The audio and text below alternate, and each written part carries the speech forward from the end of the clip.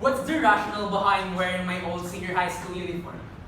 Providing you the context, do you still remember this old sheet of paper? Yes. How about showing you these other sheets of paper? Yes. Feel old yet?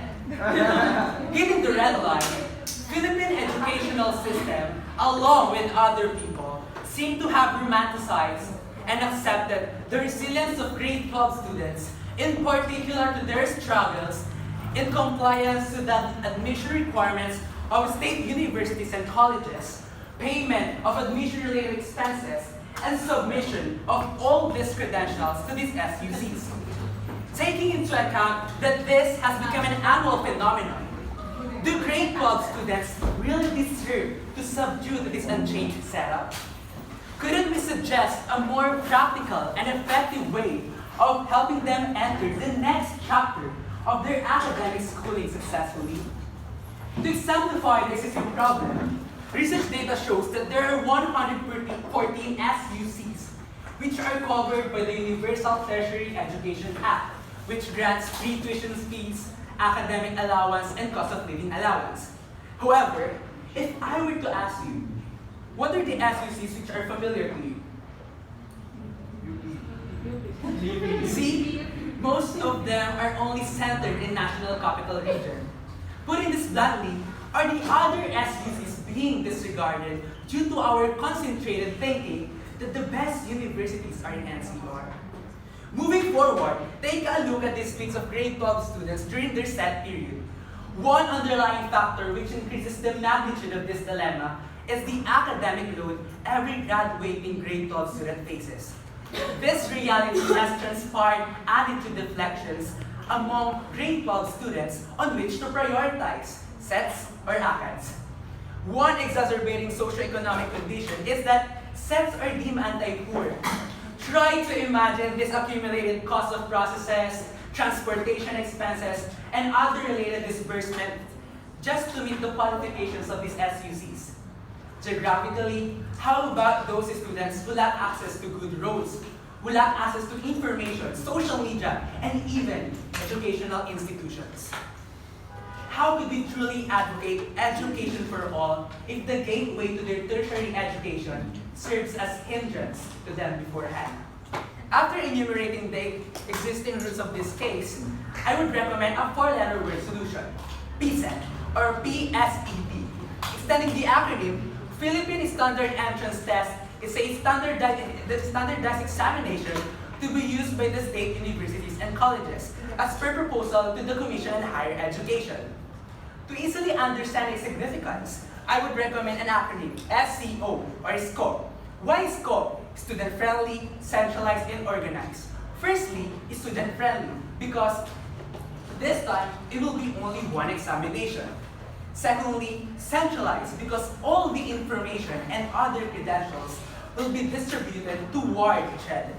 Lastly, organized, because organization of all domains, whether the student side or the admission sides, will be upheld and maintained, which could give effect to collaborative assessments of test results. Laying the framework of this suggested policy, we can adopt, yet not totally, the effectiveness of a scholastic aptitude test, or SAT, to international colleges regarding its structure and matrix. Hence, it has been observed by the academic scholars that SAT has become popularized, wherein its college board has calculated that there are approximately 2.2 million exam takers this year, 2019. Putting an emphasis on its significance to students and to different facets of the world.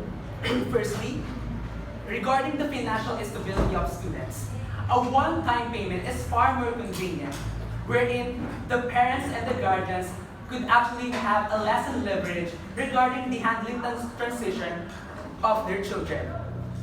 Also, geographically, our country is archipelagic, so it could actually involve allocation of testing centers among other regions and beyond borders as per recognition of the foreign students. Thus, scholarship foundations would be facilitated by PSET regarding their selection criteria.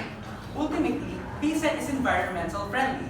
Why? Because it could mitigate the excessive use of paper and other production cost-related materials about sets.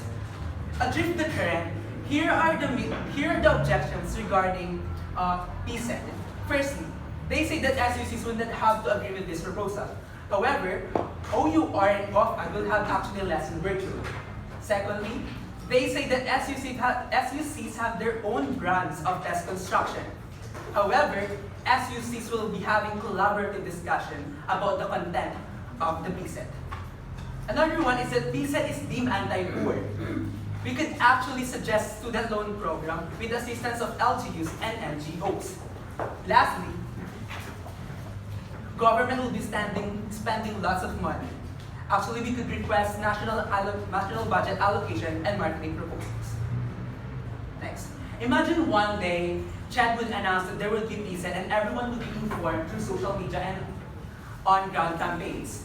And the results will be posted either in the months of March or February. And the test results will be like this, including the students' sub-test scores, percentile rank, their programs, and the SUCs which they would be admitted to. So I would also recommend, guys, that you try answering sample exam of SAT because it could actually help me in assessing the initial implications upon the implementation of PSET. So last thing to do is, can I request you guys to please stand? And please hold your hands with one another. In a nutshell, I just want to say that we are one step closer to providing gateway to grade 12 students in achieving their dreams and aspirations. And those hand bridges are formed by your shared beliefs and myriads of advocacies. And those bridges are similar to the bridge that would make everyone inclusive to tertiary education. Philippine Standard Entrance Test. Trust yourselves, guys, no one will be left behind.